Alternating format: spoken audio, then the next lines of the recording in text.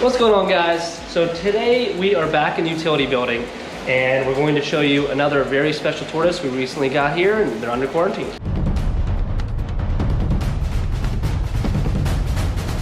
So before we get into the new tortoises, let's just go over this guy or gal, and they are looking awesome. This is the Albino Red Foot that we have shown before. As you can see, it is getting really big. I love the coloration on these. It's much lighter than the hypo even. It's like it truly is a golden coloration. And then that white skin, and with the contrast between that and the red foot, is such a stunning, stunning animal. And what's cool is sometimes you get the orange hues on the back. So it's such a pretty, pretty tortoise. And again, super active, looking really good. I'm happy with how the shell's looking. Yeah, I mean, it's gonna be exciting because, again, you guys know I love red foot tortoises and I love morphs.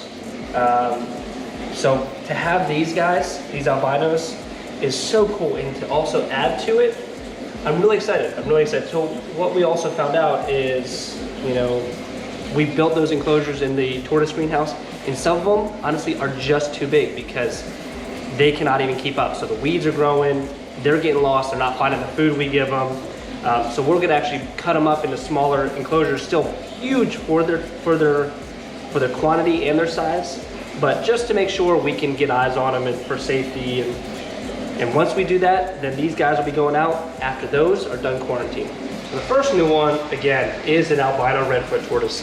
And again, that beautiful golden coloration, the orange hues, especially on the back, which I've noticed. You see a lot more back here and back here on the albino red foots. But again, that beautiful white coloration and the typical red foot. And you can see this one is definitely smaller and also has a bit of a long beak. So what we're gonna have to do is trim that up. But no worries, we can definitely correct him or her without any issue. What's cool too here is, like, you can see it's like translucent. I mean, if you can see my glove behind there, it really is like translucent here, right along the edge.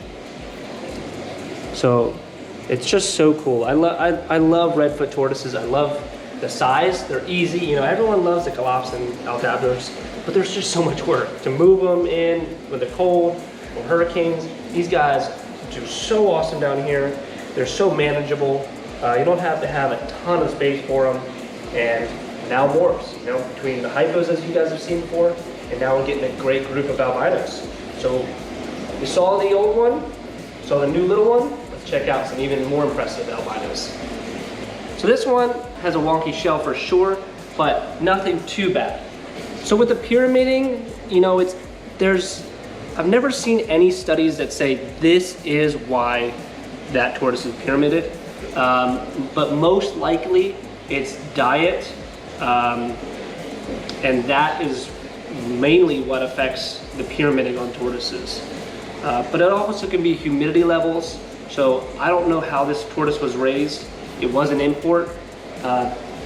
So as long as it's not overly pyramided, then I'm not too worried about it. And again, this one is doing really well. It walks around fine. I'm not too worried about it. And that's why she is here. So this is a normal red foot, but the reason this one is here is because it's a possible het for albino. It is the sibling to the other albino red foot that has a little bit of pyramiding. Now it could be that they're just predispositioned to be more affected by the causes of pyramiding, you know, because some of the tortoises that I've seen is that they've grown up together. Some have it worse than the others. So it definitely seems like individuals can be more susceptible to it.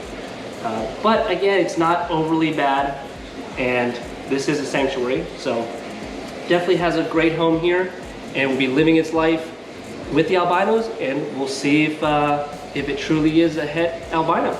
Guys, well, I have definitely saved the best for last. So you can see much smoother shell, but look at the coloration, look at the head, look how much red it is. So this, I believe, is actually a cherry head red foot, albino cherry head red foot.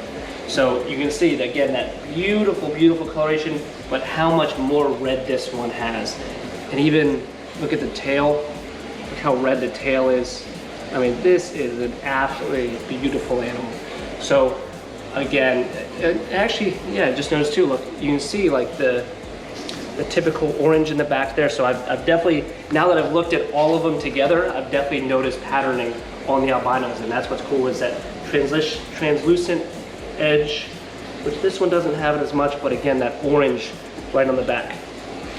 But again, I mean, look at that tortoise. It is absolutely beautiful. So it's gonna be cool to have them outside. I don't worry about, you know, they're in cypress, so you'll get a little darker brown. Them being outside in the sand and soil, they'll be digging.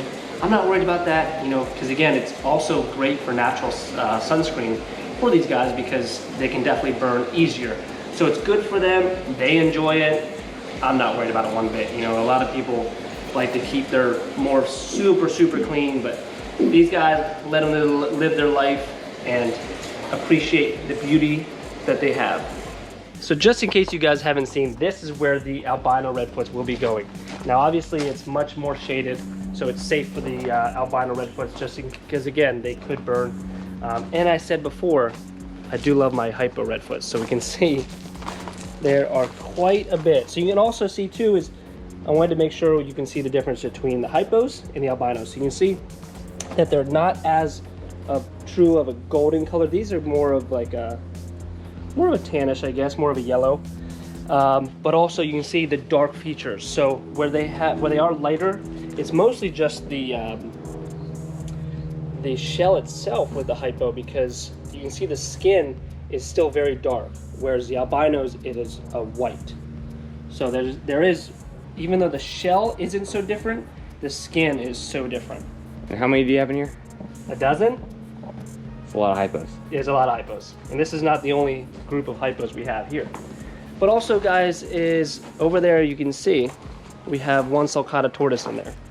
And as I was saying before, it's getting to the point where we need to split up the enclosures because it's just too much. Like you see the weeds taking over, the tortoise just simply cannot keep up. And he also rarely utilizes the entire enclosure. So, and that's what I've seen is, you know, it's all about, here it's all about letting the animal be able to do whatever it can do in the wild as far as mobility and whatnot. And he's not using it. So this is Bug's enclosure. This is a jungle. It is. And then so we can split this up to at least even 4 enclosures here and still have a ton of space, but also make sure it's not so much space that the animals get the food we give them. Because we throw in calcium and we give them fruits and vegetables and greens as well. So it's just a good variation of diet, even though there's plenty of stuff to eat in here. But I wanted to show you guys just, you know, exactly where those hypo redfoots will be going, but also the difference between the hypo redfoot and the albino redfoot. All right, guys, well, thanks for joining us in another episode of Primitive Predators. Yeah, if you like today's episode, make sure to like, comment, subscribe, follow us on Instagram at Primitive Predators, also Patreon, the same handle. I'll put everything in the description below, and we'll see you in the next one. See you guys.